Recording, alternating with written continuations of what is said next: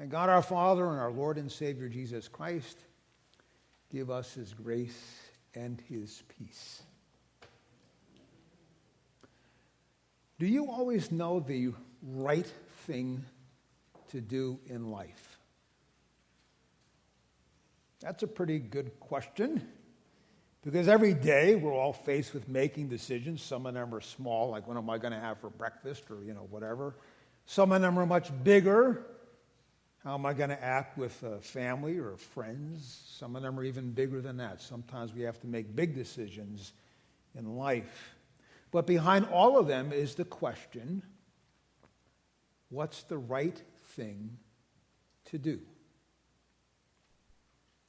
When you're very young, like this little girl who's just getting rocked there, things are pretty simple. I mean, don't cross the street. Don't cross the street, when there's traffic. Don't play with electric cords.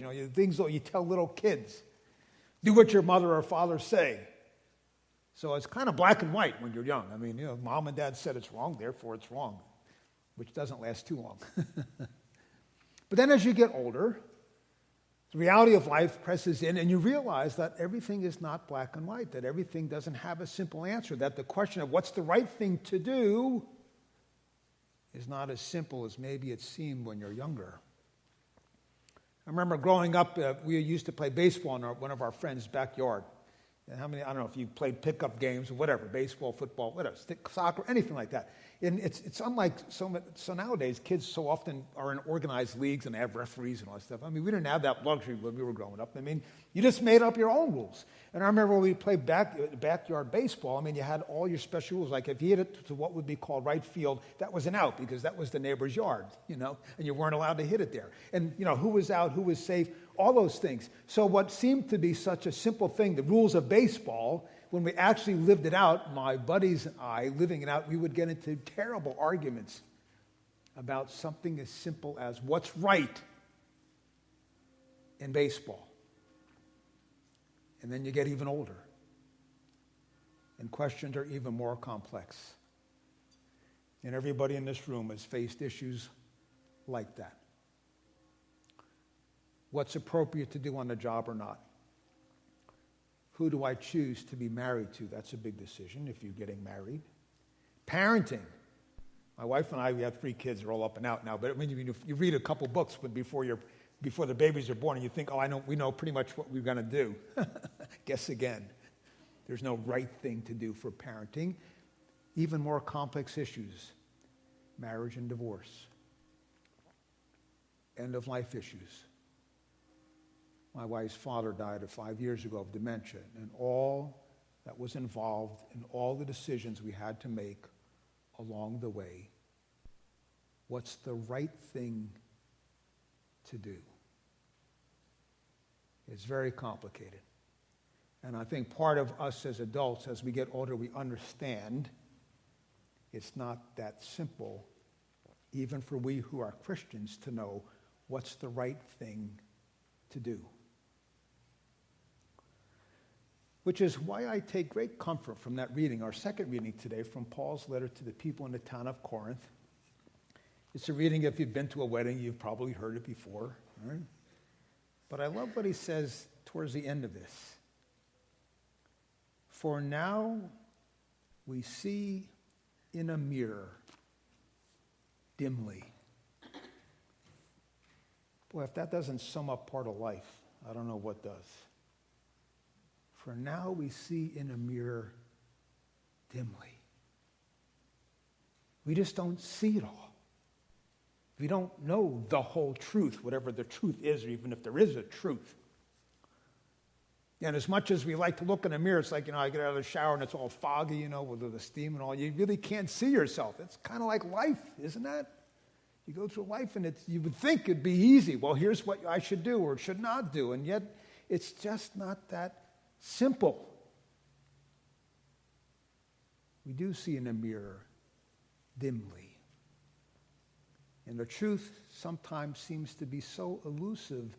Not only the truth about the world, but even the truth about me, about ourselves. I have a bald spot in the back of my head. If we had been in a procession, you would have seen it coming in. So about 10 years ago, I'm visiting a bunch of siblings. I'm going to New Jersey. I grew up in New Jersey. I have 2 sisters. close to age of me. So I'm going there, and the funny thing about a bald spot in the back of your head, everybody sees it except for who? Yourself. And I'm not one of those people that has, a mirror that's looking in the mirror, I just comb my hair in the morning. I sort of knew that I was less hair there, but I didn't really know it until I went to New Jersey about 10 years ago, and I have two sisters that live there. We're the closest of friends. So I walk in the door to my first sister, Mary, and she says, "Eddie, you have a bald spot." And then half an hour later, my other sister, Patty, walked in. "Eddie, you have a bald spot." It was like, okay, I got it. I got it. Apparently, it just happened, and I know nothing about it. But, the truth is, it was right there, but I didn't know it. And how often is life like that? We think, who we are and what we should do. And yet even something as simple as my own appearance is elusive and hard to grasp.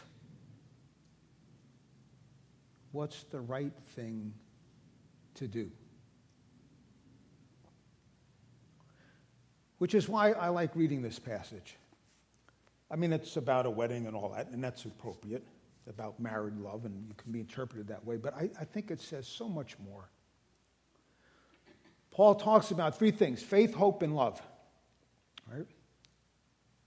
All of them are part of our lives as Christians, and faith. We confess our faith in the Apostles' Creed, or a Nicene Creed. We believe in God and the Father and the Son and the Holy Spirit, and all these things. We believe in the words of the Scriptures and how Jesus taught us to live.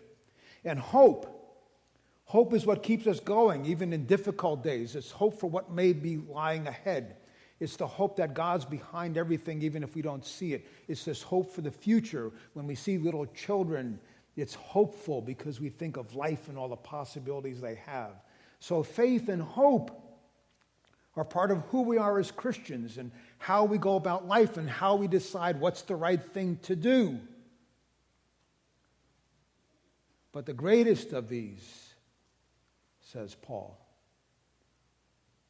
the greatest of these is love. Because it is love that undergirds everything we do and everything we are. What does Jesus tell us? God loves us. That was Jesus' message. You are a child of God. Like the prodigal son, no matter how far you wander away or how far down you go or whatever you do, God, like the loving parent, loves you. There is nothing you can do that will change that God loves you. Now, God doesn't like everything you do. I don't want to mean that. But God's love for me, God's love for you and for this little child and for the oldest person here who's 90 or whoever, somebody's older, God's love for all of us is the foundation of who we are as Christians. We accept that. We live that. We believe that. We can't make it happen. It's there. In some ways, as you think about a father or mother's love and magnify it, your parents will love you. And so we talk about God's love. And so though faith and hope are certainly foundational in our life as Christians, it is this love that is our beginning point. And it is love that helps us in life when we're faced with difficult decisions to be made. Can the Bible teach us in every case what's the right thing to do? No. The Bible gives us guidance.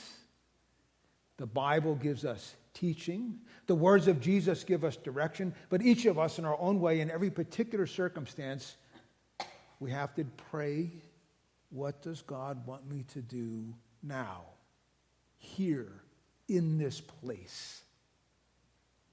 That's our calling as Christians. When all else fails, when we're not sure of the truth, when we don't know if we have a bald spot in the back or not, whatever else is going on, if we act, as Paul says, with love, with true love, with true compassion for our neighbors, for those with whom we live, our family and our friends, and all around the world, if we act with love, then that's what matters the most. It's love, really. God's love for us and our ability to love and share that love with others.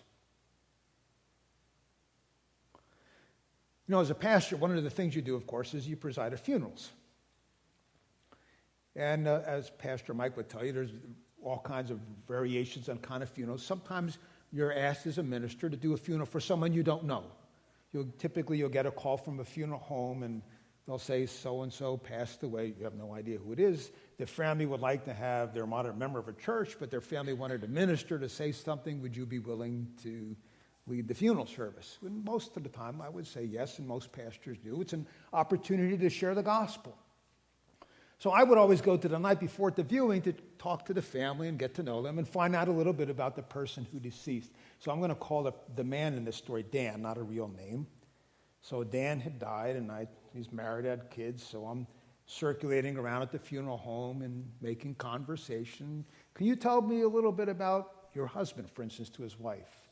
Or his kids. I said, can you tell me a little bit about your dad or one of his sisters? Could you tell me a little bit about your brother, what it was like growing up with him? As a way of incorporating something about that in his message the next morning at the funeral service. Well, usually you get all kinds of stories and all. This one particular man, Dan, nobody had a good word to say about him. Finally, his kids, one of his daughters said to me, well, he did love his dog. So I worked that in somehow into the message the next day. I don't even remember what I said. At a funeral, when people are looking at talking about someone, what is it people talk about?